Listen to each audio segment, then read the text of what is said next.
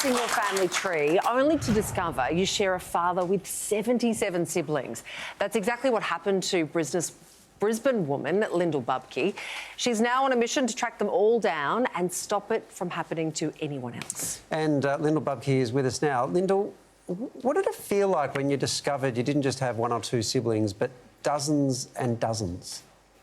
I guess it's happened so incrementally over the past few years. At first, I match with 11 half-siblings on Ancestry, and then I get the paper records that say there's about 23 of us all up, and then I get some more paper records that there's 33, and then there's 38, and then there's 56, and then there's 66, and now we've settled on 77 plus, and it just keeps going. Have you made contact, and do you keep in touch with some of your siblings? Yeah, we do. So there's a bunch of us who've done DNA tests or who have been put in touch through the clinics, and we have a little group chat. Usually has variations on the names, but we've got cheaper by the dozen. We've got about 15 of us in that group chat right now. Yeah. Incredible. You are doing so well to keep up such a positive kind of outlook on this, but, I mean, you're young. I've dated in Brisbane. It is a very small place. Does that worry you that you could be coming in contact with someone who's possibly your sibling? I don't think it's a possibility so much as almost a certainty at this point. Like, you know, we've come across people who, some of my siblings went to parties together and didn't know when they were teenagers, and they found out years later. Wow. It's really close. You know, like when I found out I was donor conceived and when I was waiting for my DNA test to hit, I'm sitting there going, thank God my husband's done a test so that I'll know immediately that we're not related. Thank goodness we're not. But others haven't been as lucky as that. You know, it's really, really upsetting stuff. Your biological father donated 325 times. That was a long time ago, but could this still happen now? Certainly a lot of different aspects of what happened to me could happen to people right now and are happening to people now.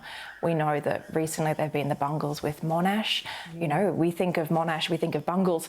What I'm worried is that Monash are the ones doing the right thing and being honest about it. My clinic has done the same thing recently. Queensland Fertility Group recently used the wrong sperm to create a number of families who have been devastated by this. You know, my own brother was a different donor to me. There was no reason for that to happen.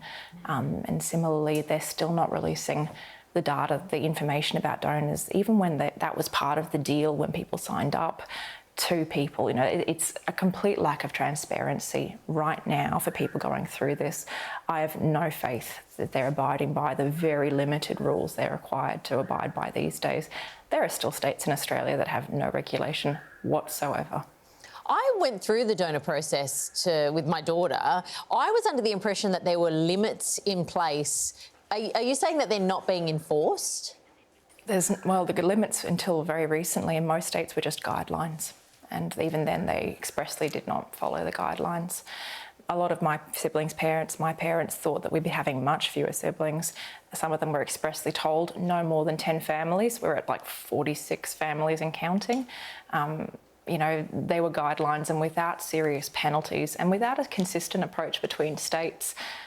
You know, you might be compliant within your clinic within Victoria, but then the sperm gets sold interstate, or it gets sent to the related clinic interstate and used again, where there's a different set of regulations. So you end up in a situation where you've got hundreds of siblings across the country and technically no breach had occurred, or even breaches had occurred, and you've got hundreds.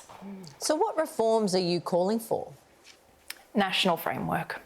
At the moment, the only people benefiting from a state-based approach are the clinics. And I'm working with a bunch of other donor-conceived people and recipient parents and even donors. All of us want one thing. We want there to be a consistent approach to this. One country, one framework, one centralised registry, and DNA testing to support that registry. You know, for a lot of people who've had these bungles, the only way they've uncovered it is by testing their children, which is something I recommend people who've gone through IVF do to be safe.